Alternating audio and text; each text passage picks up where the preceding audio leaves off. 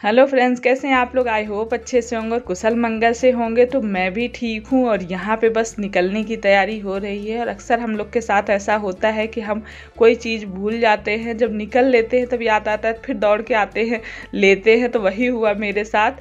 और बस यहाँ पे निकल रही हूँ। तो ये हेलमेट भी मैंने ले रखा है क्योंकि ऐसे इलाके में जा रही हूँ जो मतलब फौजी इलाका, आर्मी इलाका। हम लोग जहाँ रहते हैं ये भी वही इलाका है, पर यहाँ से थोड़ा दूर हटके है, पर वो भी है। यहाँ देहरादून में काफ़ी आर्मी है, आप लोगों को शायद पता ही होगा कि बहुत ज़्यादा इधर आर्मी मतलब फौजी लोग हैं।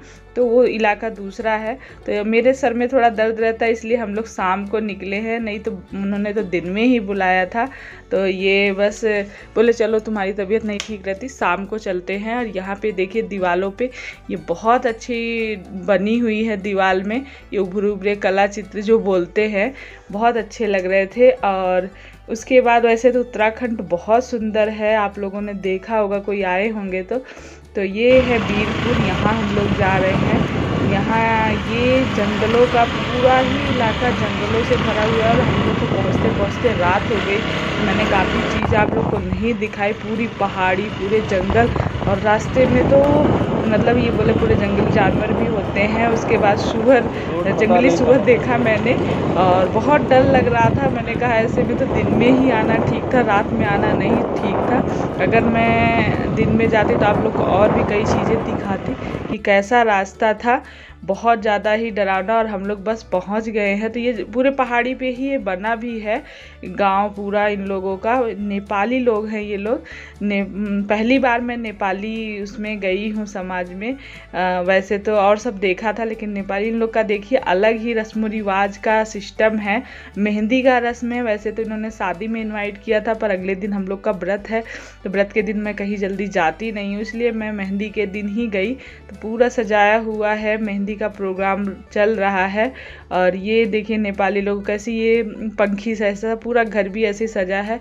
और यहाँ पे मेहंदी का प्रोग्राम हो रहा था, फोटो वगैरह ये चल रही थी। ये लड़की है भाई साहब की, जिनके मतलब ये इनके साथ में जॉब करते हैं, तो इनको इनवाइट किए थे। बहुत अच्छा नेचर था, बहुत।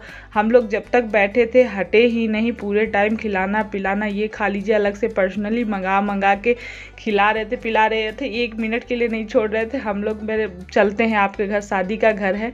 तो हम लोग फिर लौट आए, रोक रहे थे कि और रात तक रुकिए, खा पी के तब जाइए। हमने खाना तब भी नहीं खाया, बस वही उन्होंने खिलाया पिलाया। उसके बाद हम लोग रात में लौट आए थे, काफ़ी रात हो गई थी और दूर का था, तो मेरे को डर लग रहा था। मैं कही नहीं रात में चलो, जल्दी चलो, इनसे बोला मैंने। हेलो फ्रेंड्स, कैसे हैं आप लोग। आई होप अच्छे से होंगे और कुशल मंगल से होंगे। तो आज हम लोग का व्रत है, आज सप्तमी है।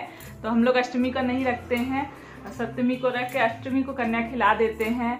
और क्योंकि नवमी खंडित है हम लोगों के यहाँ, तो आज दिन सोमवार है, तो आज है व्रत। और कल रात में शादी से आते काफ़ी लेट हो गया था, रात में हम लोग फिर बस आके चुपचाप खाना पीना खा के लेट गए थे। तो आज सभी का व्रत है, देव को छोड़ के, तो देव भी वही फलाहारी कर लेगा और थोड़ा बहुत कुछ और भी खा लेगा। तो चलिए फिर बनाते हैं। तो बस यहाँ पे फलाहार बना रही हूँ, व्रत है। तो ये साबूदाना भिगो के मैंने 2 ढाई घंटे पहले ही धुल के रख दिए थे थोड़े से पानी में। और दूध रख दिया है, दूध उबलने वाला है। और इधर भी ये दूसरा दूध, मतलब आज जितना दूध मुझे लेना था वो ले लिया। उसके बाद ये बाकी दूध अलग से उबाल के रख दे रही हूँ। और यहाँ मूंगफली भी साथ में रख दी। तो मूंगफली वगैरह धीमे धीमे आँच पे ये सब चीज़ें भूजने पे अलग टेस्ट आता है, अच्छा टेस्ट आता है। तो मैं इस बार सूखी ही भूज रही हूँ। बाकी साबूदाना भी बीच बीच में आप चलाते रहिए। साबूदाने की जो खीर होती है अगर अच्छे से बनाई जाती है तो बहुत टेस्टी लगती है। तो वैसे तो आप घी में भी भूज के साबूदाना को बना सकते हैं, लेकिन ऐसे मैं बना रही हूँ, ऐसे भी बहुत अच्छी लगती है। तो यहाँ पे मैंने मखाने को थोड़े से घी डाल के भूज के अलग हटा दिया, क्योंकि अच्छा लगता है भूजने के बाद चाय वाय के साथ। तो यहाँ साबूदाना भी साथ ही साथ देख रही हूँ। और दूध में ही उसको धीमे मीडियम आंच पे पकने दीजिए, बीच बीच में चलाते रहिए, बीच बीच में लगे नहीं, क्योंकि लग जाता है नीचे अगर आप चलाएंगे नहीं। इसलिए ध्यान रखना है कि साबूदाना नीचे लगे नहीं, और चलाते रहिए और दूध में ही उसको पकने दीजिए अच्छे से। तो बहुत ही टेस्टी खीर बनती है। आप उसमें घी भी डाल सकते हो, ऊपर से ऐड कर लीजिए अगर आपको घी पसंद है, घी का टेस्ट पसंद है तो और अच्छी टेस्टी बन जाएगी। और जब देखा मैंने साबूदाना पक गया है तो तुरंत तब मैंने चीनी डाली है, और चीनी डालने के बाद आप बंद कर दीजिए। और यहाँ पे ड्राई फ्रूट भी डाल दिए, यहाँ पे इलायची पाउडर भी डाल सकते हैं। और उसके बाद गैस को बंद कर दी। चीनी वैसे भी इतना गर्म उबला हुआ बंद करते हैं तो चीनी घुल जाती, कई बार ऐसा होता है कि फट भी जाता है, तो इसलिए आप चीनी डालने के बाद बंद कर दीजिए। बस थोड़ा सा चला दीजिए और चीनी तुरंत ही गल जाती है, टाइम नहीं लगता। इधर मेरे आलू भी फ्राई हो गए हैं, जिसमें सिर्फ मिर्च डाला था, घी डाला था और काली मिर्च कूट के, सेंधा नमक, फरहाली नमक डाला है। और इसमें आप टमाटर भी डाल सकते हैं, धनिया और जीरा डालते हैं कई लोग। तो बस हमारा तो ऐसा ही सिंपल सा बनता है, सादा वाला। तो ये आलू, मूंगफली, मखाने खीर ये बन गई है। और बनने के बाद इनका वेट कर रहे थे, ये ड्यूटी से आने वाले थे, बोले थे आ जाऊंगा मैं दोपहर में। तो यहाँ पे ये आने के बाद ये कलम लेके आए, बोले इसको लगा दो।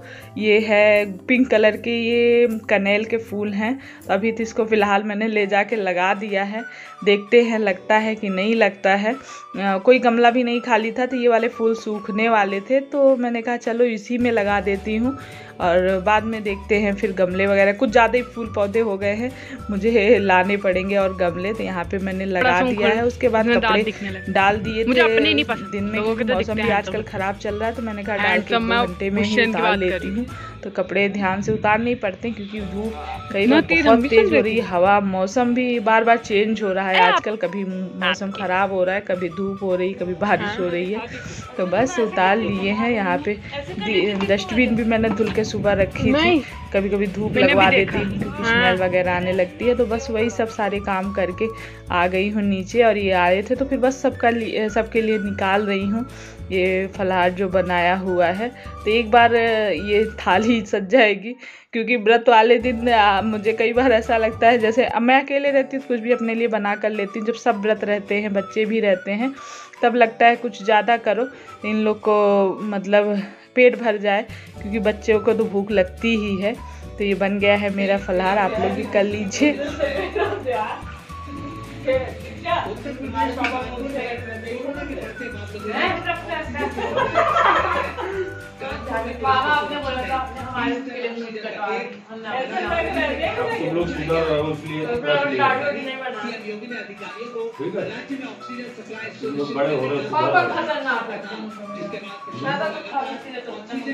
तो यहाँ पे बातें चल रही थी कि इन्होंने हल्की हल्की मूंछ रख ली है। बहुत पहले ये रखते थे, फिर बीच में नहीं छोड़ दिए, नहीं रखते हैं। तो अजीब लगता है ना, एक बार जब जैसे रखते रहो देखो तो मतलब हटा दे तब ख़राब लगता है, और जब ख़राब मतलब अब नहीं है फिर से रखेंगे तो फिर अजीब लग रहा है। तो वही बातें चल रही हैं। और दीपू तो ये बोल रही है कि आपकी मूछें जब रहती है पापा ज़्यादा डर लगता है आपसे। तो ये बोल रहे हैं अब मैं फिर से मूछें रखूँगा, तुम लोग की वजह से मैं मूछें नहीं अपना हटाऊँगा, तुम लोग डरो मेरे से। तो वही हंसी मजाक चल रहा है। तो बच्चों के साथ सब लोग साथ में, और देव ने नहीं लिया क्योंकि वो उसको भूख ही नहीं है, वो खाना ही नहीं चाह रहा है। तो हम लोगों ने बस फलाहार किया है, रेस्ट किया थोड़ा सा, फिर शाम को छत पे आ गए हैं। बाहर की हवा लगती है, थोड़ा सा अच्छा लगता है, तो शाम को बस दोनों लोग छत पे झाड़ू लगा ले रहे हैं। और आज थी वहाँ की शादी, तो वैसे तो मन था, उन्होंने इतनी रिक्वेस्ट करी थी कि आना, और बहुत अच्छे होते हैं नेपाली लोग भी। और उसके बाद मैंने कहा नहीं व्रत है तो व्रत में नहीं जाएंगे, अगली अभी 6 महीने बाद उनकी फिर बेटी की शादी है, तो हमने कहा उसमें हम ज़रूर आएंगे शादी में। और उन लोगों में दहेज नहीं चलता, सबसे अच्छी बात है। लड़का फॉरेन में है और उसके बाद भी कुछ भी दहेज नहीं ले रहा है, और ऐसी शादी बस खाने पीने का खर्च होता है। फ्रेंड्स हो गया है सारे काम, और कल अष्टमी है तो उसकी तैयारी भी कुछ हो गई है, कुछ सामान वगैरह सब ले आ दिए थे ये जाके मार्केट, क्योंकि मेरा सर दर्द हो रहा था तो मुझे बोल रहे थे पर मैं नहीं गई मार्केट। मैंने इनको लिस्ट बना दी थी, ये ले आए सारे सामान जो कल सुबह लगेंगे पूजा पाठ में। और सुबह भी जल्दी ही उठना होगा। और आज का मैंने काफ़ी कुछ वीडियो नहीं बनाया क्योंकि जब सर दर्द होता है या तबीयत नहीं ठीक रहती तो फिर मन भी नहीं करता है कुछ बनाने का, कुछ करने का। बस जो भी सिंपल से जैसा भी रहा, दिन बीत गया है आज का फिर भी।